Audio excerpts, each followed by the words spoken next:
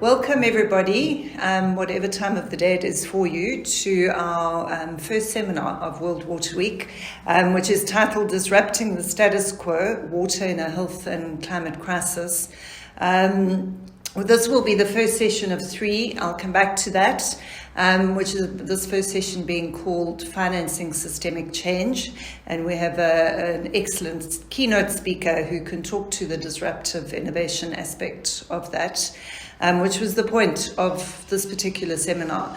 We are in a climate crisis in the middle of a health pandemic and a global health crisis. And the climate crisis has really sharpened the need to transition to truly resilient systems and societies, as has the COVID pandemic. And the COVID pandemic, I think, has really come along to show us how quickly we need to move, and that the pace at which we have been approaching the climate crisis has been a little bit on the slow side. The significant risks for water and development are also accentuated by both the climate crisis and the health crisis, and we hope that we would talk you through that or work through with all of you on those issues through all 3 of these sessions that comprise the seminar. The projections for the climate crisis are frightening. We've all seen, I hope, the IPCC's most recent report, which leaves us in no doubt that we need to accelerate the pace of change. But the projections are that the climate crisis could be as deadly as the COVID crisis by 2060, which for many of us feels very much around the corner, and some of us won't make that time, but many of us will make that time frame. The thing about the climate crisis and the COVID crisis and the similarities are around the indicators for resilience, and that we are looking at very similar indicators for understanding the impacts of climate change and building climate resilience as we are for building resilience to COVID. And of course, water intersects both. The ability to maintain hygiene in the health pandemic is highly compromised for people that don't have access to clean and safe water. And we have had hospitals in South Africa, where I come from, that have been compromised and shut down because of these kinds of issues and not having reliable supplies. At the same time, though, we need scaled up investments and a very granular understanding of how to value water in an environment of uncertainty and complexity. And this is what we're hoping our keynote speaker will address today in our first session for financing systemic change. In this session, we'll set the scene for how to think differently about financing climate change adaptation, and particularly through examining the adaptation benefits and the value of that. So that's the disruptive innovation element that Gareth Phillips, our keynote speaker, who's been working on what is known as the adaptation benefits mechanism for a very long time and with a huge amount of passion, but particularly interested in looking at how adaptation benefits affect the water sector, and through a very cross-cutting but a very focused approach. And I know Gareth will talk us through this. And just before I introduce our keynote speaker, just to say that and to encourage you to attend the following 2 sessions from today's, which will be later this week. The next one will talk us through recovery now. We're moving into a post-COVID recovery period, and looking at disruptive approaches for dealing with recovery to the climate crisis in a way that builds resilience for the climate crisis. So looking at both the health and the climate crisis through disruptive approaches. And then our third session, which is our final session, will look at disruptive technologies as enabling environments or enablers of doing things differently. And I think the last point to make there, and we all know this, is that the health pandemic and crisis and the climate crisis have really starkly brought into sharp focus that we cannot continue with business as usual.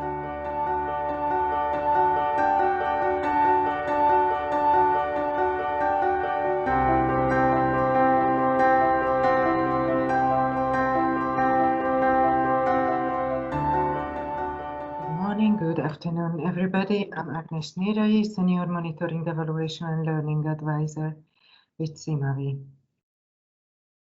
I will talk about inequalities in resilience, drawing experiences from Bangladesh and Uganda. A little bit about our project background. We did assessment in the WASH SDG program that is implemented in 7 countries by a consortium led by SIWI and with the consortium members of WASH Alliance International, Plan International, and SMV. We conducted baseline evaluation in 2018 and then midline evaluation in 2020 and early 2021.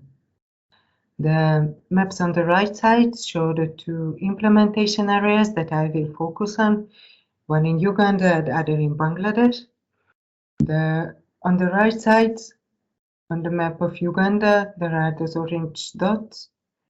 These represent Agago district. This is our intervention area. And then the other map on Bangladesh, those purple and orange areas are Barguna and Shatkhira. This is where we implement our project. During my presentation, I will look at the water services and facilities measured by the GMP ladders, and also the differences and inequalities expressed in wealth quintiles. You can see globally that climate change, social inequalities, and economic and political contexts affect access, availability, and quality of water. The COVID-19 pandemic brought additional challenges to this, which tests society's resilience. We see that improvement of water services is neither straightforward nor linear in these contexts. Resilience of services for operation and maintenance, as well as availability of spare parts, are intertwined and directly influences sustainability of the facilities. We see that people in lower wealth quintiles move both forward to higher service levels, so services are improved, but also backward over a relatively short period of time, in the last 2 years. We observe that services and facilities deteriorate faster in areas with lower income population. The 2 charts show the differences in water services. The change is relative to the first assessment in 2018. Hence, if the bars are in the negative area, it refers to a decrease compared to the results in 2018, while if they are in the positive area, then it's an increase. The left side shows the results from Bangladesh and the right side the results from Uganda. This is focused on the water services and also the wealth quintiles. The darker blue are the lowest quintiles, and the lighter blue is the 5th, the richest group of people. On the left side, in Bangladesh, we can see limited service level decreased, and there is the greatest improvement in the basic level in quintile 2 and 4. We can also see that the safely managed services increased in the quintile 3 and 5. But it's also notable that unimproved water services also increased in the lowest quintile. If you look at the right side, again we see that the limited services decreased throughout all the 5 quintiles. In the lower wealth quintiles, transition to improved wash services is interrupted. The greatest improvement we can observe in the basic level in quintile 1 and 2. In Uganda, it was observed that the resilience of water and sanitation facilities are fragile. They are really prone to weather conditions. Service provision of operation and maintenance is not always readily available, while there is gender bias against women service providers. There is limited accountability and transparency about how the budget planning goes. We saw again inequalities, where women are scarcely represented on WASH forums and community meetings. Hence, one of our program partners, WASO, established the forum, a women association that we call WeWash, which aimed to strengthen gender equality in access to water, sanitation, and hygiene. They do demand creation by engaging local service providers who are women.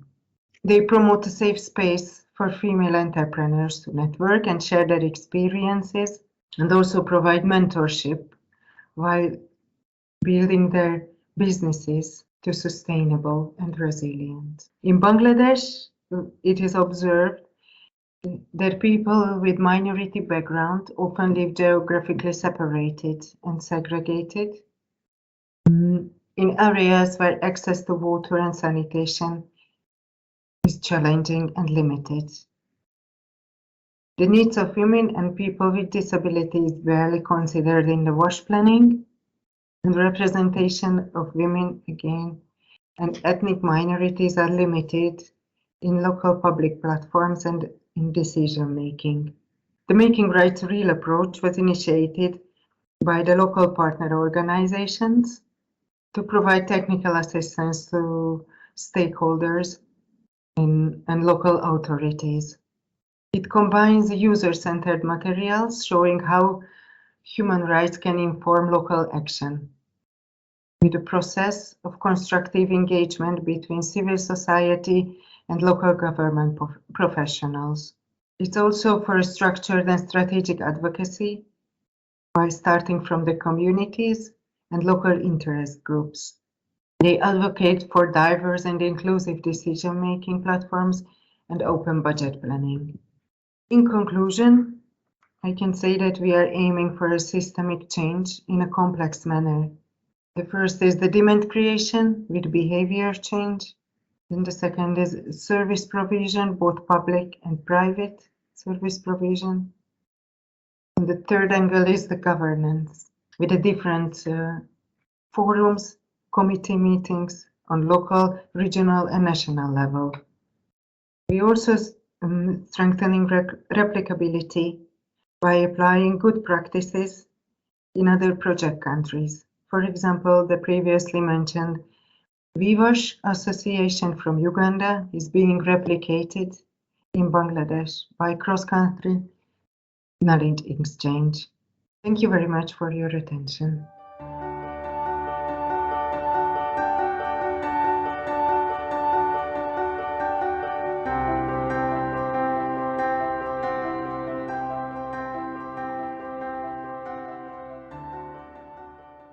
Gareth Phillips, who is the Chief Climate Change and Green Growth Officer at the African Development Bank's Environment and Climate Change Division. Gareth, we're hoping that as you talk us through the Adaptation Benefit Mechanism, which is a global mechanism, even though the AFDB is an Africa Development Finance institution, Gareth brings into this mix his very deep experience and technical background in forestry and sustainable resource management, and an enormously long track record in the development in the climate change negotiations of carbon markets. It's very integral to the clean development mechanism back in the day when we first started looking at how to finance climate change, and that at that stage we focused on mitigation. So, for example, renewable energy investments, but with some parallels for how we can look at financing adaptation. So Gareth Phillips will give us a keynote talk. We'll follow that with an interview around some of the key points that he makes, just to explore them a bit further, and looking forward to a very interesting and disruptive session. Gareth, with you today. Over to you. Thank you. Great. Thank you very much indeed, Belinda. And good morning, good afternoon, ladies and gentlemen, colleagues. Indeed, as Belinda said, I work for the African Development Bank. I'm speaking to you here from Abidjan in Côte d'Ivoire. I just want to note at the start, my examples are a little bit Africa focused because, as I say, we are an African institution, but the adaptation benefits mechanism and the principles that we talk about are truly global. There is no distinction as to how and where they can be applied. So I'm going to talk through, I think, probably 3 or 4 different sections to my presentation. First of all, I'll look at what the status quo is, and then I'm going to talk a bit about how we propose to change that, a little bit of reference to the clean development mechanism and the mitigation world. Then I'll give a quick explanation of how the adaptation benefits mechanism works, and then I'll conclude with an example. So let me jump right in. Let's look at the status quo before we try to disrupt it. In terms of climate finance, according to the CPI, the Climate Policy Institute, who produce figures annually on climate finance, about $600 billion of climate or of finance was tagged as climate finance on average over the past couple of years. And that has been growing at a rate of about 8% per year. Now, about 95% of that money goes into mitigation, and that's mostly going into renewable energy plants in Europe, in North America, China, but only 2% goes into combined projects delivering both adaptation and mitigation, and 3% into adaptation. So you can see, and water and health would fall under that bracket of adaptation and resilience. I don't have figures for water and health specifically, but they would fit well under that umbrella. So you can see that adaptation is really getting a very small fraction of the total amount of money that's going into the climate finance space. And we're going to explore why that's the case a little bit later on in the presentation. And secondly, and again, noting this is a global audience, only about 3% of that finance, or 20 billion, comes to Africa, comes to sub-Saharan Africa, where there is a great need. Africa is the continent that is most exposed to the impacts of climate change. And so, we feel that we need to increase the proportion of finance coming from that. And also, what we would see from these figures is that a very small percentage of this money is coming from private sector. Most of the, particularly the adaptation finance, is grants given through institutions such as the Green Climate Fund and the GEF and the Adaptation Fund, and there's very little private sector involvement. So the status quo is not good. What we can see is that if we don't do something to address adaptation, then in the African context, tens of millions, maybe even hundreds of millions of people will fall into poverty or fall back into poverty. We will lose development gains, and this will lead to rural to urban migration, international migration. It will lead to radicalization and ultimately conflict. So the prospects really are not very good if we don't do something, and disrupting the status quo is, I think, an extremely relevant message. So let's look at why adaptation and resilience and water and health are so poorly funded. A few years back, maybe by around 2016 when we started working on this, we asked ourselves why the private sector in particular was unwilling to invest in adaptation and resilience activities. And actually the answer to us was quite obvious. The fact is, you can't make a profit from most of these kinds of projects. There are some revenues associated with them, but they're not enough to give you a sufficient return. The risks associated with working in developing countries are very high. The cost of capital, the risk of payment, there's a lack of technology, there's no suppliers or engineers to come and fix your equipment. You don't have the expertise present. Sometimes your customers maybe have a poor payment record, and so all these things make it very risky to invest in these kinds of activities, and that frankly makes it unattractive to the private sector. And I mean, as an example of that, I mean, even I work in the development sector. I'm in favour of these kinds of projects, but I don't want my pension being invested in projects that don't deliver a financial return. Of course, these projects deliver public goods. But you can't make money, or you can't get a financial return from public goods. So this was really the crux of the issue, we think. And many of you may not be old enough to remember, but back in the 1990s, we faced a similar challenge with mitigation. Back in the 1990s, we knew that renewable energy was good for climate change. We knew it was good for the environment, but we couldn't compete with fossil fuels. Fossil fuel production was much cheaper, and the costs of renewable energy technology were too high. So it was very difficult to make renewable energy work. And here now I'm going to cut a very long story very short.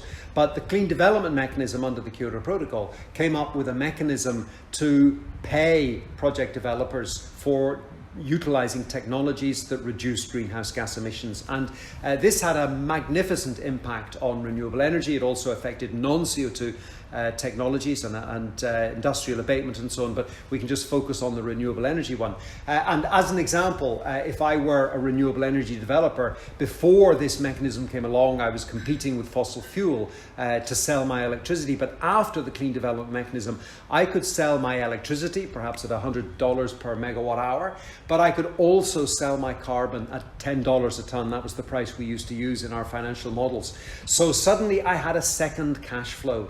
And that second cash flow revolutionized the economics and the finance of my renewable energy project. It made the projects profitable and it made them bankable. Now, that's a key word. What do you mean by bankable? It means that I could take my project to a financial institution and say, look, these are the costs. Here's my power purchase agreement. Here's my emission reduction purchase agreement. And with these two agreements, I can now pay back the money that I want you to lend me, and I can reward my equity investors and fulfill the financial terms of this contract.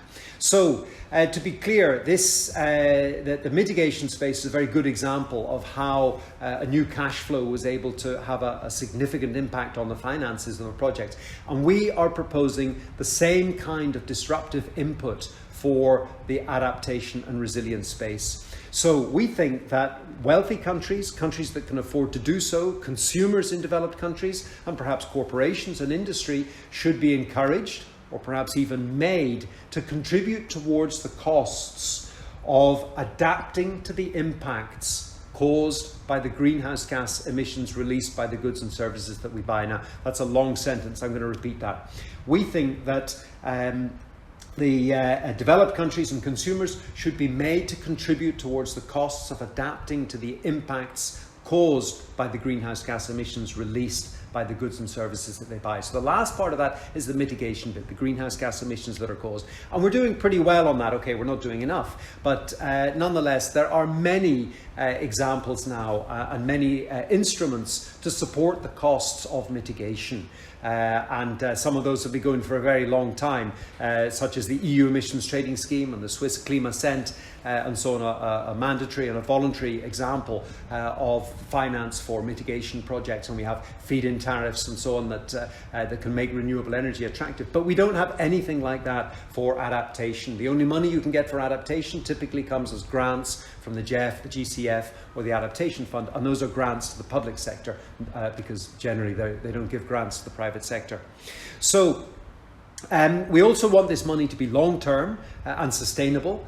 We want it to be built into legislation so that people can start to develop businesses and business models that focus on it. We don't want this money to be ephemeral and just coming, here today but gone tomorrow when it gets used up, and then you have to wait for more money to be granted and so on. So we want it to be long-term.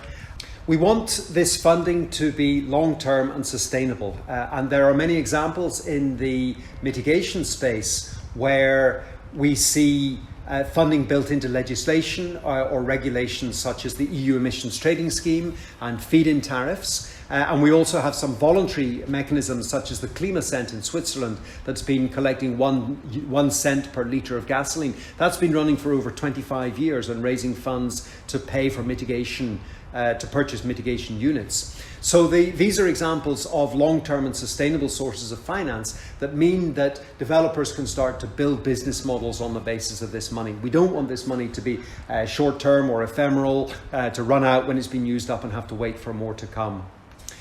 Now, we also asked ourselves why adaptation and resilience have been left out of the financing model, and why, 20 years after the Kyoto Protocol, why are we still trying to raise money for adaptation and resilience? And there are two reasons that I want to highlight here. The first is that we don't have metrics for adaptation and resilience. Mitigation benefited because you have this single measurement of an emission reduction, and through political agreements it was possible to ensure that these different types or emission reductions from different types of projects were fungible, and that means they could be put into an account and added up and subtracted like dollars or like money. So in effect, all mitigation projects produce apples, and all those apples are the same. Adaptation projects produce lots of different adaptation benefits. They produce apples, oranges, bananas, pears and cherries, and you can't put them into an account and add them up. And so you can't have a target, and you can't surrender units against a target. And that has been a real hold-up for adaptation and resilience, and possibly water and health. And one of the reasons for that is that accountants and economists can't optimize where they put their money. They love to get and to calculate where they get the biggest bang for the buck. But adaptation project can't be compared like that. And if I'm a little bit cynical, I would say that some donors have used that as a reason not to support adaptation projects or not to adopt adaptation targets. The second reason why adaptation and resilience have suffered is that, and this is perhaps less relevant for the water and health sector, but a lot of adaptation projects are going to be implemented by micro, small and medium enterprises, by communities, by cooperatives, by farmers, by households. And these are not the kinds of organizations or institutions that talk to the international financial institutions and international investors. These are not international infrastructure development countries. And what this really companies, and what this really emphasizes is that the ecosystem for developing adaptation and resilience projects is very different from that we see for infrastructure and for mitigation. And so this brings me now to the three areas that we need the disruption. First of all, we need developed countries, consumers and those that can afford to agree and to make commitments to contribute towards the costs of adaptation in the same way that they've done for mitigation. Secondly, we need to recognize that finance invested in genuine adaptation projects is a valuable metric to report. And thirdly, we need to recognise that the ecosystem for adaptation resilience projects, for water and health projects, is different from the ecosystem for infrastructure and mitigation renewable energy projects. And we need to design mechanisms and instruments that speak to the project developers that work in that space. And thirdly, our third disruption is that we need to recognise that the financing mechanisms need to speak to different types of organisations. The ecosystem is not the same, and we need to put in place mechanisms and instruments that can speak to micro, small and medium enterprises and to the people that will implement adaptation and resilience projects, who typically want to borrow $50,000, $100,000, maybe $1 million, and not the 10 million, 50 million that the GCF and banks want to lend. So let me move now to give a little bit of detail about the adaptation benefits mechanism, which we have been working on at the African Development Bank since about 2016, when we made a first submission at SUBSTA in Marrakesh to propose the instrument.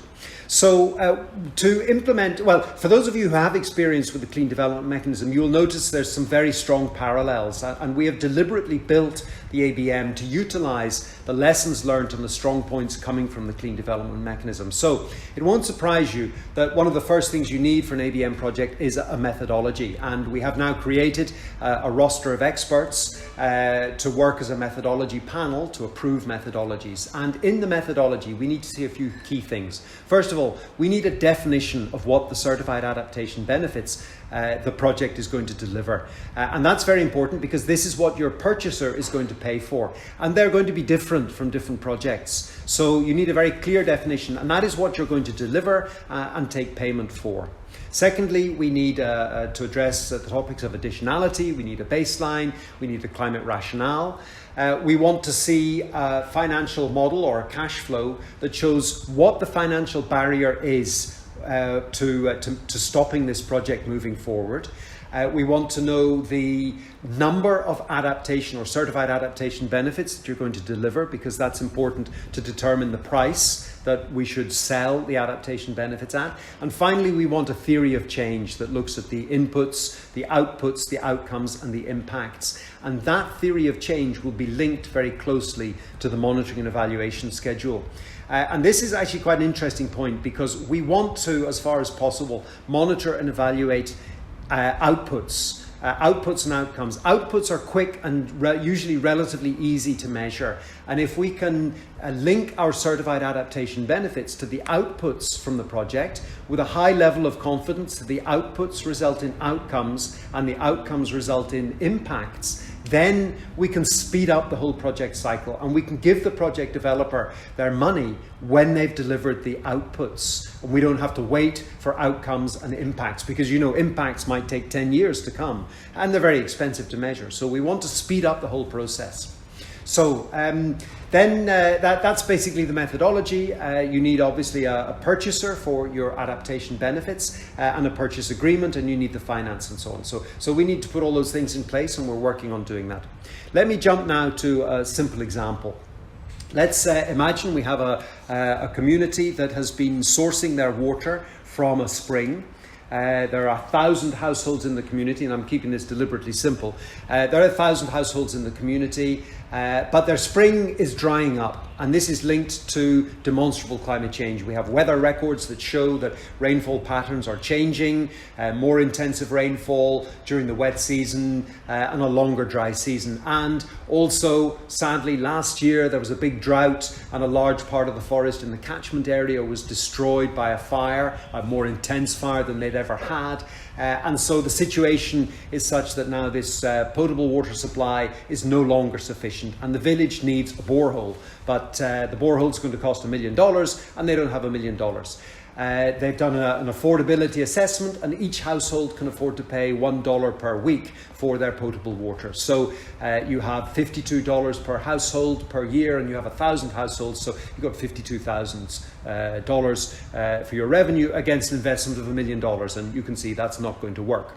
So there is a financial gap. Now, if we put this into the context of an adaptation benefits mechanism project, then we would define the certified adaptation benefit as one household having access to potable water from the pump for, let's say, 50 weeks a year, because we accept there may be a little bit of downtime.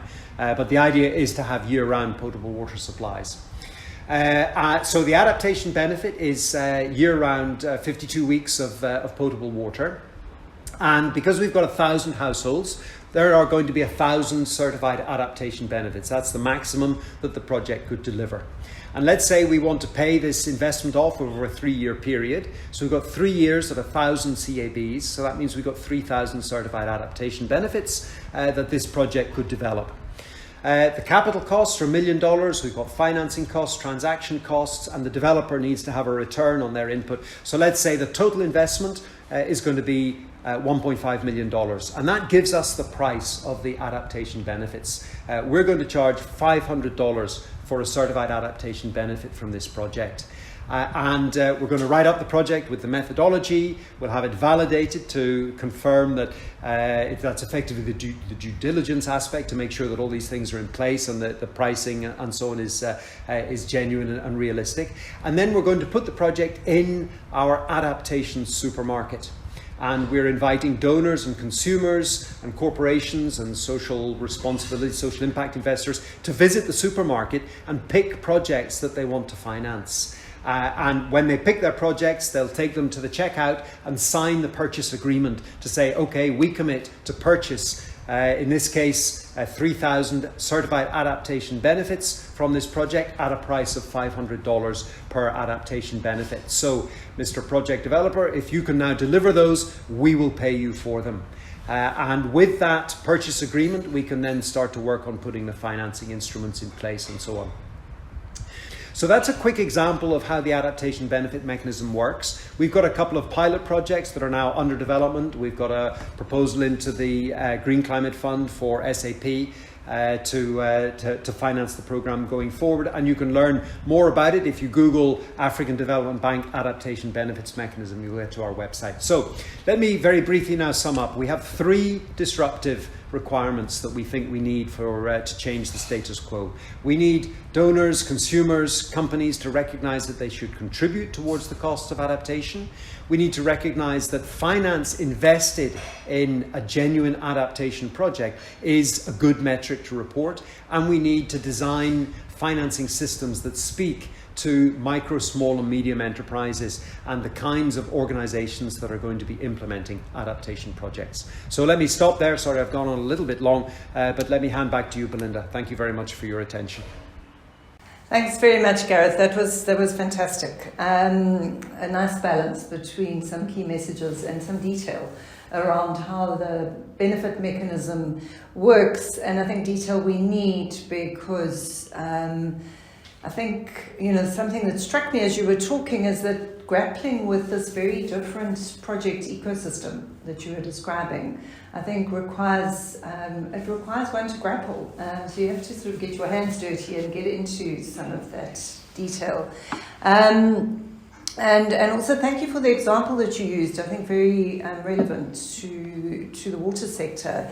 That and some other things that you said, it kind of struck me that we're sitting with a situation that financiers often don't like, right? And that is that we're dealing with a large pipeline of projects, adaptation projects. I mean, there's a huge amount of intervention that's needed and a huge amount of activity, sometimes at a very localized level, but also much smaller projects than, say, the GCF would like. That was a point you made. So you've got this huge pipeline, but with quite small value projects at an individual level, which of course is a transaction cost issue.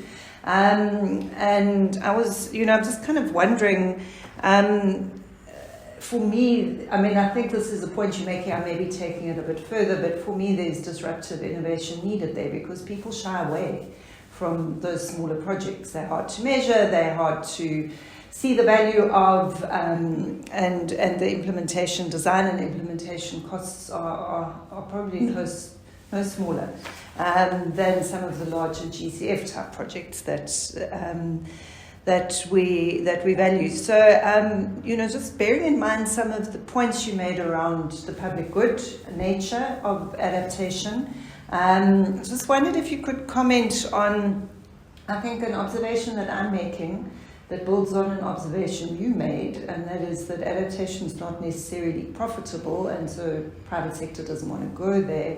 But it's got indirect profitability, right? I mean, surely if you build the resilience of many, there's indirect financial benefits for all. I mean, you're raising your consumer base, you're raising your tax base, whatever it is that we need. And just wondered, how are you thinking about tracking that kind of thing through the implementation and the rollout of the ABM. I'll pause there. I have a few more questions for you, but... Great. Yes. So let me there's a couple of things you said in that I want to pick up on. First of all, on the project ecosystem, I think it's very interesting to consider that, to do most adaptation projects, you need a number of things. You don't just need cash and technology, but you need access to land, you need access to biodiversity, you need labour, you need indigenous technical knowledge, and so on. And these are things that the project developers for adaptation projects have, but they don't have the cash. And so, particularly in the context of the COP, where COP26, we're hearing a lot of interest around nature-based solutions and biodiversity and so on. You can't do those kinds of projects if you don't engage with the people that have access to those resources. So it's very important that we bring them to the table and that they are part of designing these mechanisms. And on the scale, yes, we have a huge number of small-scale projects that need to be done. And the adaptation benefit mechanism really is designed to be very simple. All you need is this purchaser who's willing to sign a purchase agreement, and that's a relatively simple contract on a validated project. And as an example, we know that the Clean Development Mechanism, which used the same approach, was very good at dealing with scale. They processed over 12,000 projects during their pipeline. Now, you look at the GCF and, what I think we're on about 170. So, these mechanisms have demonstrated that they can cope with the scale of small projects, and that's not even getting into the detail of programs of activities where, we can do things. Actually, we can these days with the measurement technologies we have and the internet and so on. You can do things at a household level now. So I think the scale issue is very interesting. And finally, on the transaction costs, yes, the transaction costs of small-scale projects are higher. But a key point about the adaptation benefit mechanism is that those transaction costs are internalized into the price that is paid for the adaptation benefit.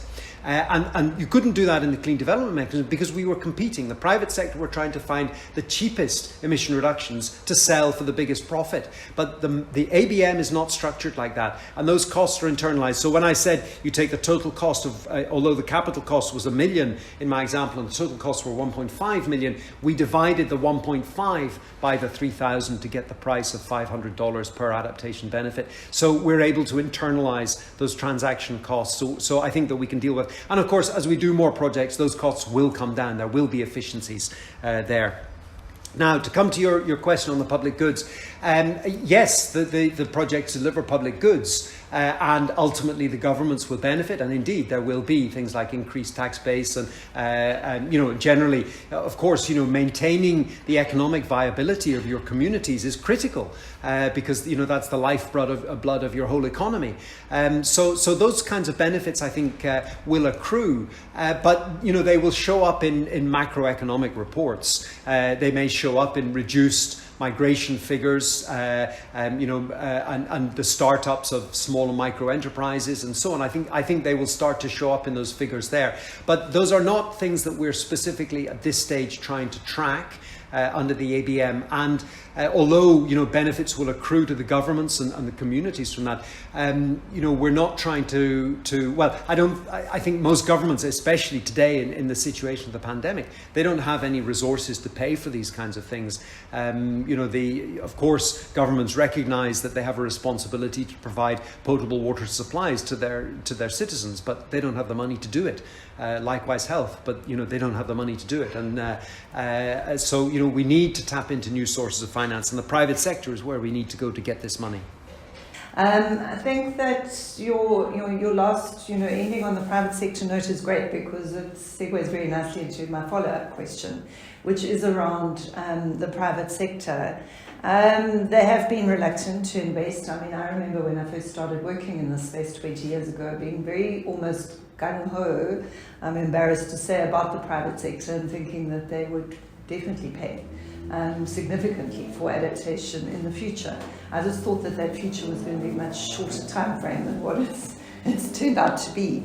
But it does strike me, particularly with the increase of the traction of the green economy, which I think is becoming an increasingly serious feature. That being said, I always struggle with this notion of parallel economies. I mean, you have an economy, it's green or it's not green, but in the transition to a green economy, I do have the sense from the work that we're doing that the private sector is, for want of a better phrase, kind of forced to move into the adaptation space, even for their own operational, financial and reputational good. And the mining sector is, for me, an obvious example because they both are being pressured to adopt green technologies like renewable energy or energy efficiency. They are being pressured to reduce their water pollutant and water footprint.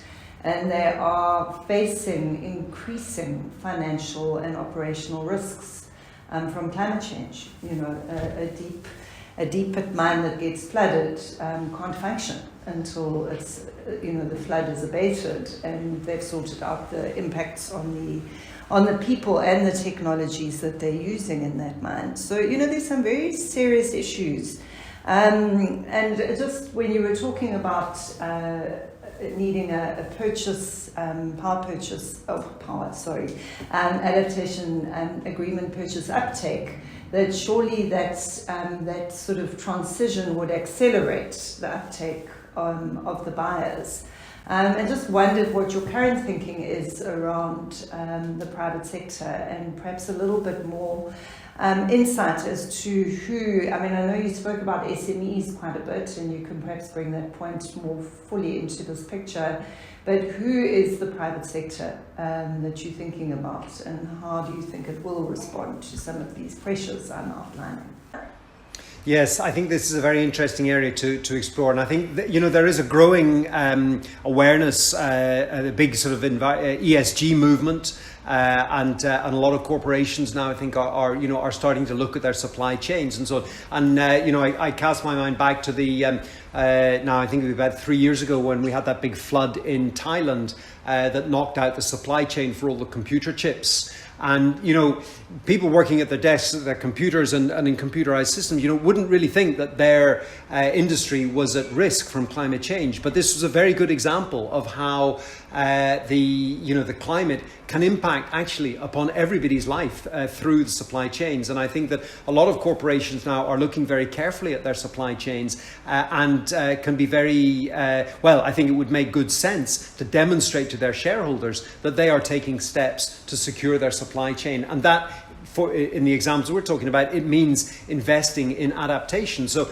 I mean, if your supply chain relies on, workers getting out to manage agricultural produce, or for growing crops, or if you rely on having workers in factories where they're able to produce goods, then climate matters because if they don't have potable water, if they don't, if the rain doesn't come for the crops, or if they don't have irrigation for the crops to grow, if it's too hot for people to work in the factories without air conditioning, or if they can't get to work because of flooding, all these things are going to impact upon your business and your supply chain. So there are obvious opportunities for corporations in developed countries to invest into the companies that are producing the goods and services that they are buying. And for corporations or for actors, for example, service suppliers who maybe don't have such a clear link, then there is still a very interesting, I think, ethical argument for supporting. And so we take the example of how companies got on the bandwagon of offsetting their carbon footprint. And so in the 2000s and into the 2010s, then companies like to purchase emission reductions and say we've offset the emissions from our flights or from the energy we use. So that's now being increasingly covered by regulated schemes. So why shouldn't they shift and say, well, actually, we've paid to supply water to 1,000 households in a South African community, and they now have a potable water supply. For me, that's an even more compelling story than saying, we've spent $1 million on buying emission reductions so that we can all fly around carbon neutral. So, I think there's a lot of strong arguments as to why industry should get involved with this from a voluntary point of view. But I think we can also take it a step further. And I think that governments should be telling corporations and the private sector and consumers that they have a responsibility to pay for these things. And that can be financed through, a fraction of a percent on VAT, or a financial transaction tax, or, let's be blunt, an adaptation levy. There is, I think it is time for an adaptation levy, whereby governments say we're going to regulate for this, we're going to collect the money for it, and we're going to direct it to genuine adaptation projects. And the other side of that is, as governments commit to provide finance, then developing country governments need to be clear about what their adaptation requirements are. So I would very much like to see NDCs or adaptation communications saying that we need 50% of our farmers to be using climate resilient agriculture technologies by 2030. That is a very clear target, and donors and consumers could direct money towards that goal, and then they can report the contributions that they have made to helping those developing countries achieve those targets, and the developing countries report the support that they have received. That is the framework in Article 13 in the Transparency Agreement, and that's really where we need to get to. The point you raise around governments should be, dictating, and it's my words, not yours, but, putting very strong force behind this also raises for me the question of domestic sources of finance. which can be a bit of a thorny issue in poorer countries that are also feeling, the pinch of having to adapt to a problem that they didn't cause.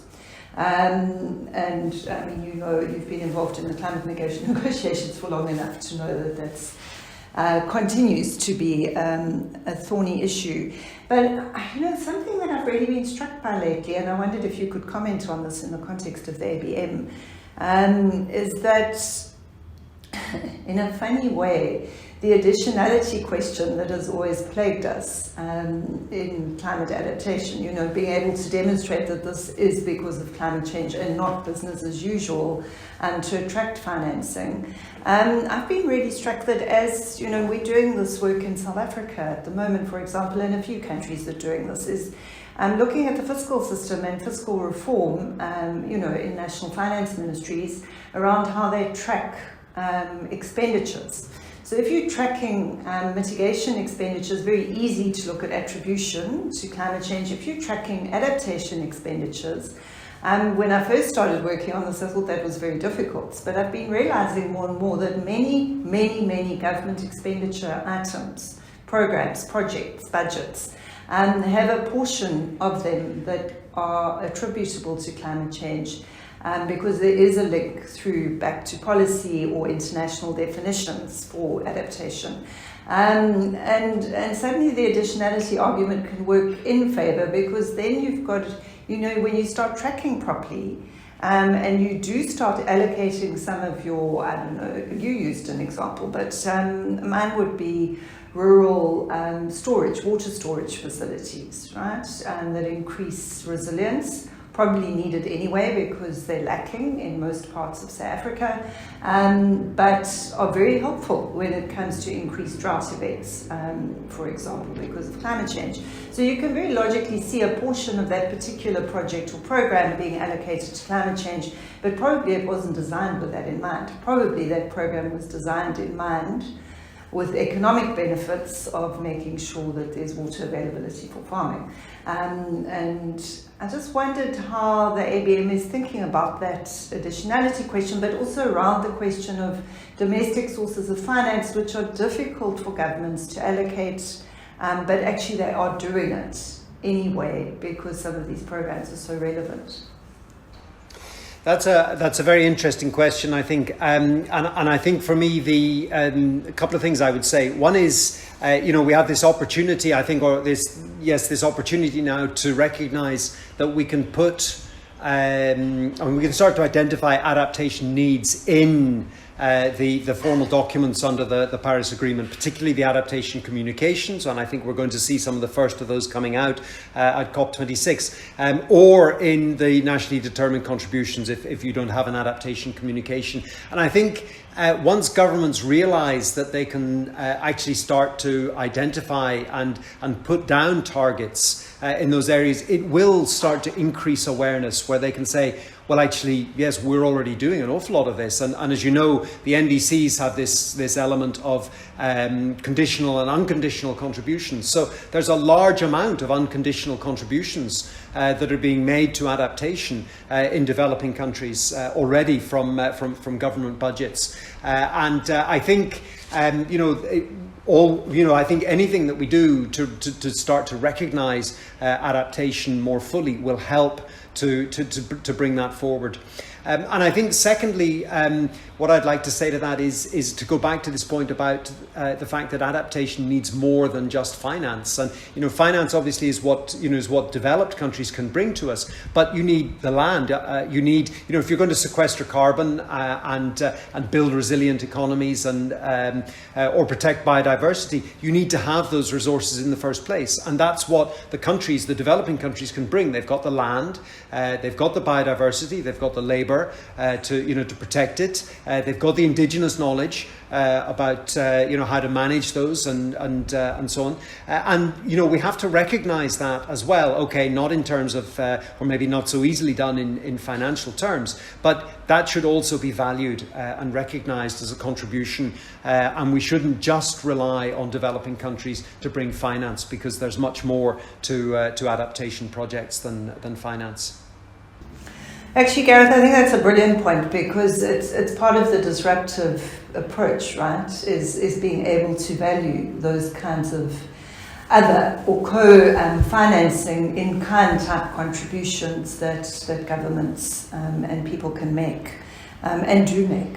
And about being, I think then it's about putting a value to that. I just wish that the value isn't always only seen in financial terms, in hard financial terms. I mean, I think what we're really trying to move towards is a value around resilience that contributes to more resilient societies and economies, which is a point that I made earlier. I also really appreciated your points around the ability through doing your examples of, developing more potable water systems that are sorely needed across developing regions around the world.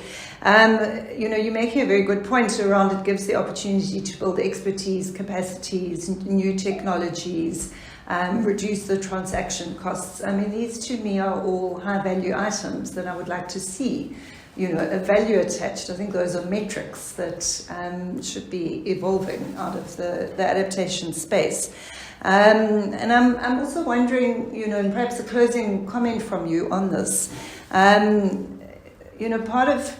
of what we'll be dealing with at COP26 in November is financing climate action. It's one of the, in addition to the blue economy, nature-based solution type discussion and biodiversity, but also having a look at, I think, trying to break some of the distrust that is evolved around the climate finance negotiations, which has probably been the most, the most difficult. And the most difficult, not least because of the ongoing arguments that have been characterizing the negotiations around the balance between adaptation and mitigation finance. And, just bearing in mind that blur that we are starting to see between low carbon development and climate resilience building, and we've just discussed it in the renewable energy example, which is, I think, a perfect example. Just wondering, any high-level thoughts that you may have as to what we could all be taking into COP26 to try and break this distrust and also try and up the game of real commitments for adaptation finance. Because although in Paris we agreed and the GCF was mandated back in 2015, and I say back because it's now, 6 years ago almost, back in 2015 we agreed and mandated the GCF, for example, to equally finance adaptation and mitigation, but of course not happening. And there's a lot of distrust and discontent that I think has evolved out of that, which makes the negotiations very difficult. Just wondering what sort of high-level thoughts you have for our audience as to what those of us that are going to COP26 can take with us to try and break that impasse. Thank you. I think I have a two-word answer to that. I mentioned it earlier: an adaptation levy. I think if governments would demonstrate or communicate their willingness to contribute towards the costs of adaptation, then I think that would go a long way towards addressing this distrust. Now, the ABM is an example of a mechanism that could use those funds, or companies that are mandated to contribute towards an adaptation levy could use the adaptation benefits mechanism as a way of spending their money, as it were. I'm sure there's other ways that we can come up with as well to support adaptation. So I'm not just saying it has to be the ABM, but I think we need to come up with ways of financing adaptation. I think a clear commitment to do so would be critical, and that also means we need to get away from waiting for these metrics to come up. I'm sure we'll develop metrics eventually and find ways that we can do this, but we shouldn't wait for those. We should get on and start financing adaptation projects now, alongside continuing to mobilize funds and strengthen our efforts on mitigation. One final point. I think mitigation there is an end in sight for mitigation, and although it's a very big number, you can estimate the total amount of money that we're going to have to spend to mitigate our greenhouse gas emissions and get to net zero. So, that's a known entity, as it were. It's quite the opposite with adaptation. We are more exposed to climate change tomorrow than we are today. So we are at the thin end of a very big wedge. And we're going to have to be supporting adaptation costs for decades to come. This changes are locked in already. It's going to be 100 years or more, of change coming. And we're going to have to continue to provide support, and not just for developing countries. Developed countries are going to have to finance this as well. So the sooner we get used to the idea that we have to pay for adaptation, the better. I agree. I do, just as a last point on that, do sometimes think that the fear of being locked into adaptation finance for decades and possibly centuries to come is exactly what's causing some of the block around the commitment. But looking forward, Gareth, to talking with you again. Thank you so much for your really valuable inputs today. I think that I've come away from this session even more excited about the I think, very disruptive innovation of adaptation finance and different ways of looking at it. So we've heard a lot about the adaptation benefits mechanism and where it's going and how it can address some key issues that we are facing in the adaptation space. Including, the very exciting opportunities of developing greater levels of expertise that are more decentralized or more distributed than we've seen perhaps from the CDM experience of renewable energy. So I think that's exciting because we need it, and it's what's going to create more resilience. I think the entrepreneurial opportunities that you mention are also exciting because that also creates the opportunity for decentralized financing action and resilience building. So you can start to see scale not only in pockets but across vulnerable communities. So I'm very excited about that. And then obviously looking forward to closing the adaptation finance deficit through the ABM, the adaptation benefits mechanism, and others, and we'll definitely take up the baton on the adaptation levy and encourage as many people as possible to bring that into the COP26 negotiations. And we have an opportunity at One World at the moment because we're working on raising the voice of non-state actors in the COP negotiations. And I think this adaptation levy is exactly one of the key issues that large grouping can be taking up the baton for. So looking forward to continuing to work with you on this, and thanks very much. This was a fantastic session, and looking forward, audience, to all of you joining our following two sessions on disruptive approaches and disruptive technologies. This has been a fantastic scene setter for those. Thank you.